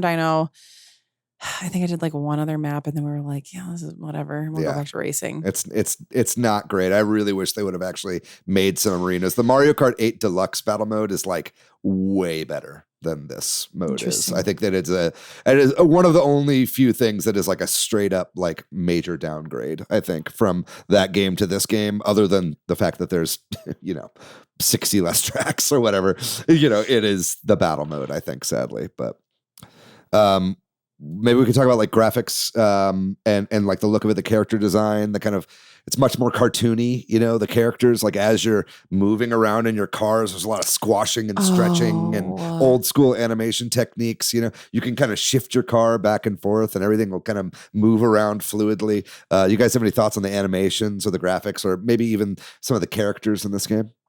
Obsessed. Yeah. Obsessed with how cartoony it looks. That's something that my household was just immediately like, oh, love the way it looks. Love that it has its own unique style. I think that really is something that distinguishes it from 8 is just the style of it all. It's really noticeable in, I'll say the princesses, God, especially Daisy. I don't know, something about Daisy's animations just feels so next level. Daisy's kind of a baddie in this game too. Like, I like all Daisy's outfits and everything too. Yes, it's really distinct from like previous iterations. But yeah, like her especially. But I'm also just like, the noticeable characterizations between characters. It's not just like stock animations for everybody. Like, everybody has unique animations for every action that they take, all the different items that they use. So I'm really obsessed with that. My only thing is that so if you haven't noticed already, Pauline and DK, they're the only characters that have alternate outfits that only have one alternate outfit, which is a little bit of a bummer. Yeah. So yes, my currently standing theory on that is, well, maybe they're going to get DLC outfits. Yes. When the DK game comes out, because they are notably the only characters that have outfits that only have one. Yeah. Even Lakitu and Koopa Troopa have 2 alternate outfits. Yeah. So who gets costumes and who doesn't is a little bit of a bummer. Well, like, I kind of wish the cow could get some costumes, you know. Right. What I mean? So like, all of the little guys, characters. Yeah. All the little guys, all of the characters that you unlock through the Lakitu transformation. Yes. Yeah. Get Comic? Outfits. Yeah. Comic. Thank you. Yeah.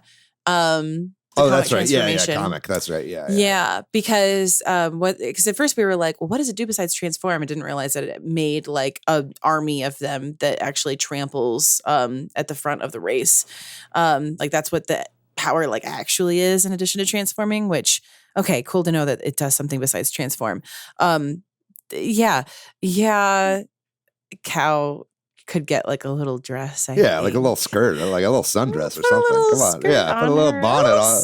Little baby's bonnet on that cow. I mean, come on, something. man. I mean, exactly. Even the babies get multiple costumes. Put a costume on a cow. If you can put a bonnet on a baby, you can put a bonnet on a cow. Goddamn right. I've always said that.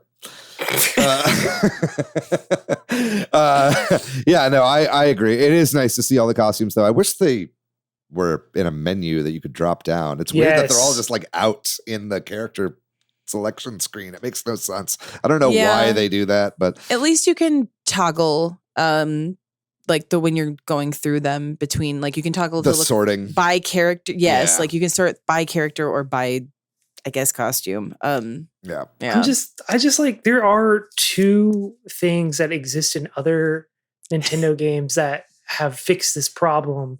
And one is obviously Mario Kart 8 Deluxe, where when you select Yoshi, there's like a little menu of all the different Yoshi colors. But I would even take like Smash Brothers, where you have to kind of do the toggle.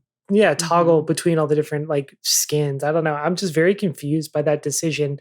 It's like you're creating a problem where one doesn't exist prior, which also feels very Nintendo, but also feels very Nintendo is like what you're talking about, is like all the different animations and stuff. It's like people are like, is Nintendo lost its charm? It's like, I cannot remember if it was Summer or was David, where it's basically, no, their charm has gone into the game design, like straight up. And this is like a perfect example of like, Nintendo has not lost its charm. It's in the freaking like animations, and the way they choose to do the style of the art in this game is like so pure Nintendo.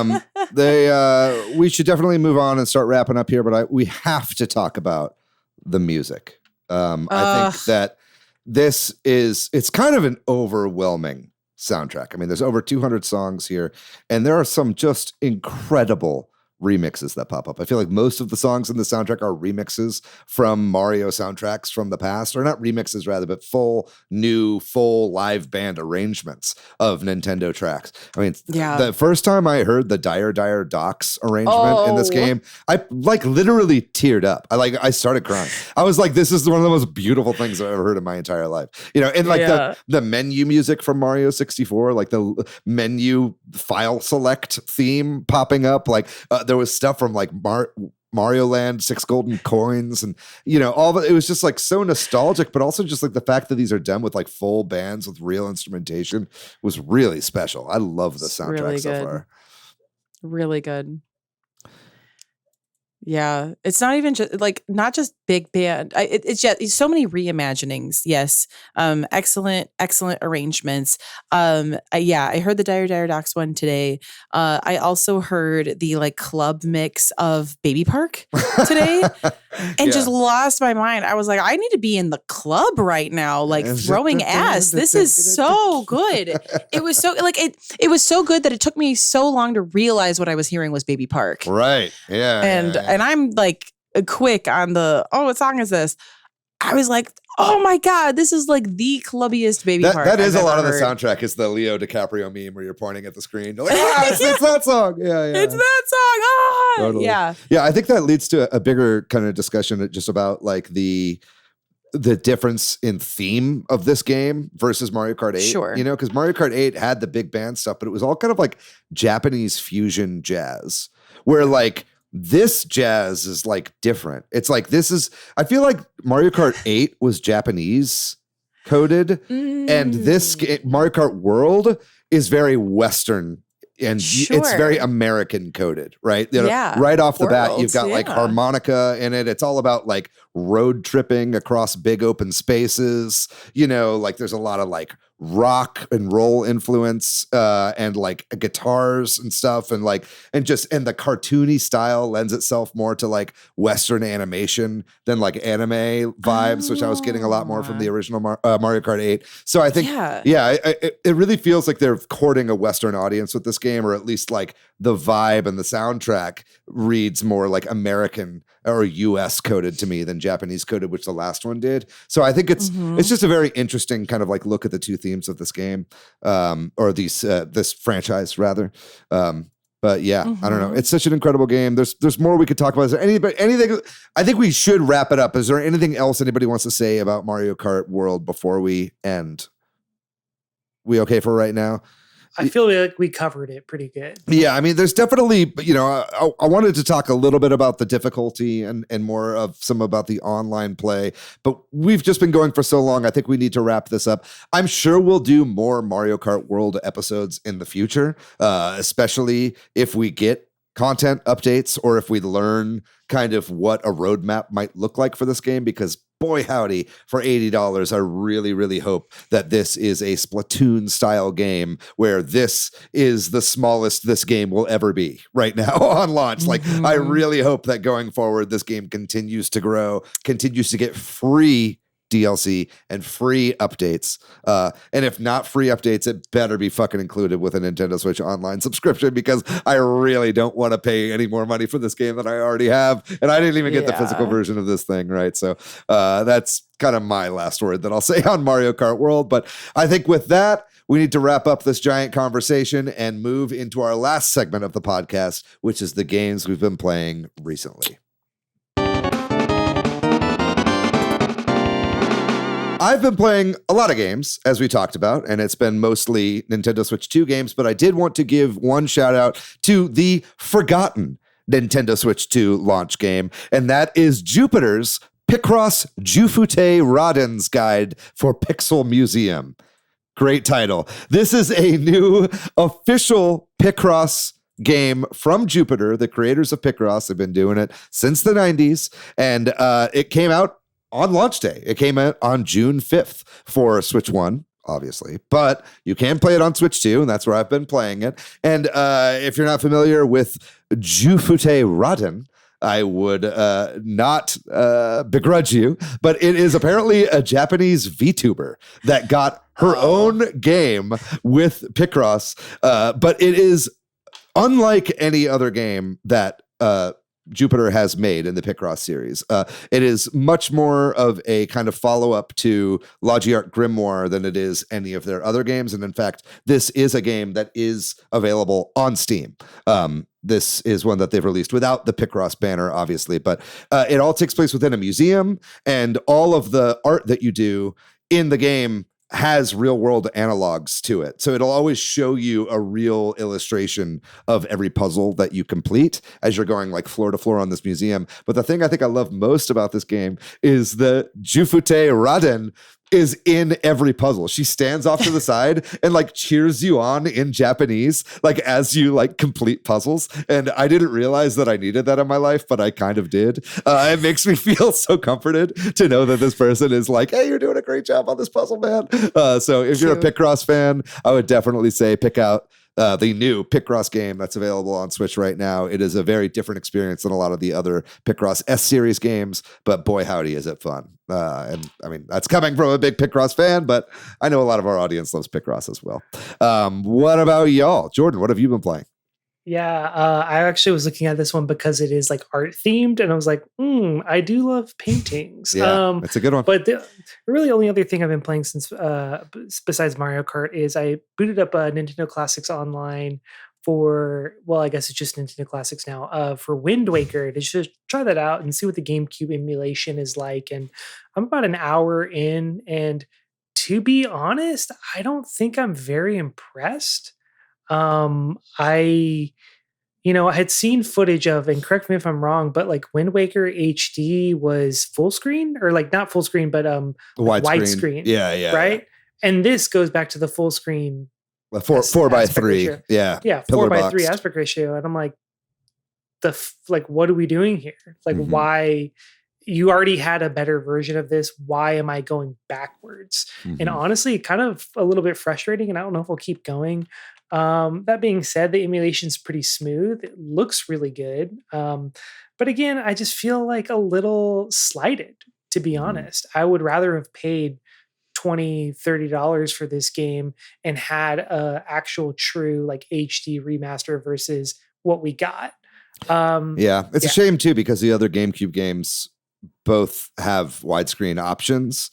But, obviously the reason for that is because when they released back in the early 2000s, they had widescreen options already in the game. Wind Waker, when it released back in the day, never had an option to play in that game in any form other than 4:3 aspect ratio, right? So I think that what it proves is that Nintendo is not going to be going in and adding in any functionality. We are going to be getting the GameCube games as they were in this service, right? So I would expect that most of the games that we get going forward are going to also be pillar boxed 4:3 games on your system, which is a shame. But because I've played original GameCube Wind Waker on emulator forcing widescreen just fine. It's just, but I think Nintendo is opposed to that. I think they want these to be original experiences, right? Lame, but maybe the game will carry itself. I'll give it another hour and see what's up. Summer, what have you been playing?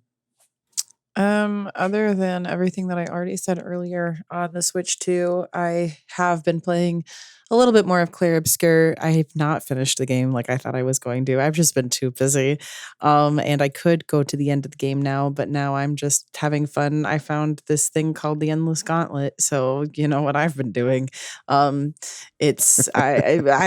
been really like nailing the battle system and the parrying, and I'm having so much fun like playing with all of the different combinations on my characters and between my characters and figuring out what works, like what team combinations and ability combinations. So because I've almost unlocked everybody's skill trees completely, so I'm just having a lot of fun with that, and I'm not ready for the adventure to end, but maybe I'll go do that here in a bit and report back.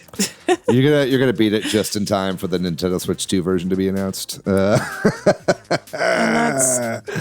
that's fine. Yeah. That's fine. It doesn't matter where you play games as long as you're enjoying them. I have been playing a bit more Indiana Jones. I didn't mention it, but it's like my Xbox got a little bit of love even after the Switch 2 came out. So we're still playing. We're still out here gaming.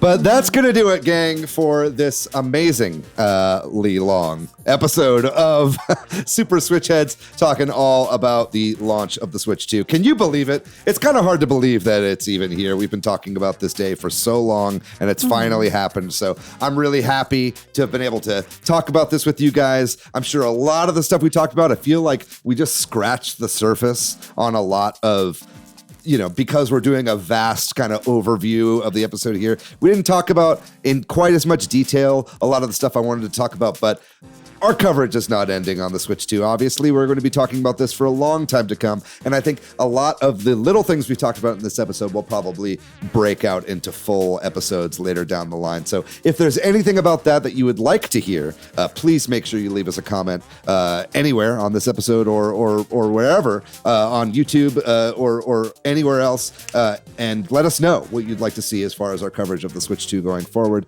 But other than that, I'd like to thank MilkyWay.co for doing our website. I'd like to thank Corduroy for doing our music. Thank you to all of our patrons over on Patreon. If you'd like to find me online, I'm pretty much everywhere on the internet at Monolith Fiji. You can find me at Weebwitched. You can find me at Bordan. And if you'd like to find our show on social media, we are at Switch Headz on Blue Sky and Twitter, at Super Switch Headz on Instagram, Facebook, and TikTok. We have a website, switchheadz.com, and we also have a Discord, a Facebook group, and a Patreon, as we mentioned. We'll have links to all three of those in the description of this episode, whether you're watching it on YouTube or you're listening on Apple or Spotify. Please, leave a comment and a like on YouTube. Leave a review on Apple. Leave a comment or a review on Spotify. And tell all your friends about this show. We would love to have your friends listen to us. Fuck. All right. Moving on. We're going to be back next week with another episode of the show. But until then, you guys know the drill. Be safe out there. Be kind to yourself. Be kind to one another. If you're in Los Angeles, be extra safe right now. I'm proud of you guys out there.